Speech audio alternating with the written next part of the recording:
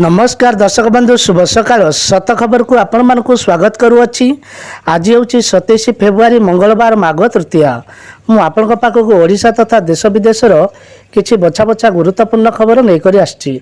तेणुक dairy नक चलतु आज हेडलाइन्स उपर नजर पकाइबा। चाषीक बड़ खबर केंद्र सरकार देवे यही जिनिस संपूर्ण मागणा। आसंता काली दिल्ली चलो पदयात्रा करेंगे आंदोलन चाषी। बिना सुधरे चाषी को 3 लाख पर्यंत ऋण देउछंती सरकार केमिति पाइबे। खुशी खबर छुआंक एलआईसी आनला दमदार पुलिस पढ़ापाई मिल मोटा अंक आसब कालिया टंका। राज्य में समस्त खुशी खबर कालिया योजना को नहीं बड़ घोषणा। राज्य में लक्ष लक्ष चाषी लाभ पाइबे। कालिया योजना को नहीं राज्य कैबिनेट रे गुरुत्वपूर्ण घोषणा। ओडिशार लक्ष लक्ष चाषी स्वार्थ को दृष्टि रखी बड़ घोषणा कर सरकार। यही बड़ घोषणा कर मुख्यमंत्री नवीन पट्टनायक जे कालिया योजना खाता को आसिबो।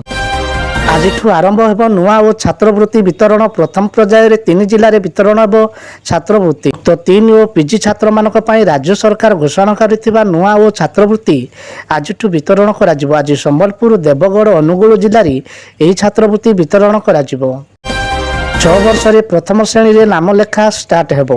2024-2025 शिक्षावर्ष पूर्व नामलेखा आरंभ हेबो। तेणु प्रथम श्रेणी रे नामलेखा 6 वर्ष बयस होइतिबा आवश्यक। याकू पालन करिया पई शिक्षा मंत्रालय पक्षरु समस्त राज्य को निर्देश दिया जायछि। जातीय शिक्षा नीति 2020 और आरटीओ नियम 2009 अनुसार शिशु को स्कूल रे नामलेखा बयस धार्य करा जायछि 6 वर्ष। किन्नर संजना बेहरा को थाना रे विवाह कले युवक। हाँ दर्शक बंधु कामाख्यानगर ना थिला बाजा रोषणी ना होइथिला भोजी भातर आयोजन। किंतु विवाह बंधन रे बांधी हेले 2 प्रेम पक्षी। निज प्रेमिका मथारी सिंदूर हाथ में चूड़ी पिंधाइले युवक जनक। उभय को फुलमाला पकाई एकाठी जीवन बिताइବାକୁ शपथ नहीं। कथार अच्छी प्रेम आगे सबकि तुच्छ।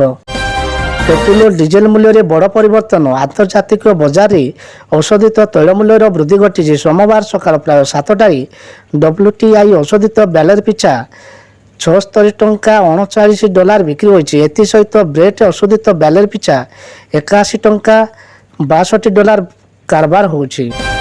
प्रधानमंत्री नरेंद्र मोदी 110तम मन की बात। प्रधानमंत्री मन की बात रे स्थान पाइला ओडिशा दंपति।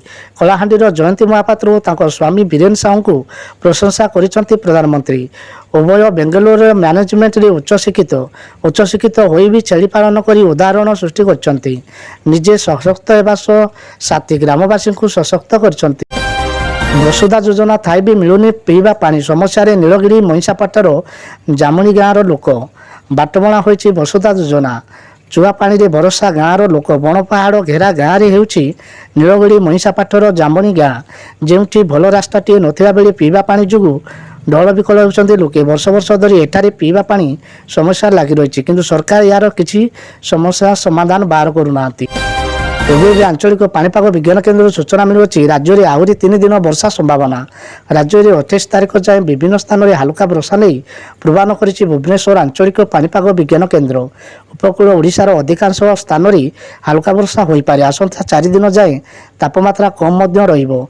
रविवार खुर्दा पुरी नयागढ़ और गंजाम जिले में किछि अंचल में हालुका मध्यम धरण वर्षा होइतिला। सेहीपरि 28-29 तारिख में प्रबल वर्षा होइछिबार संभावना मिलुछि।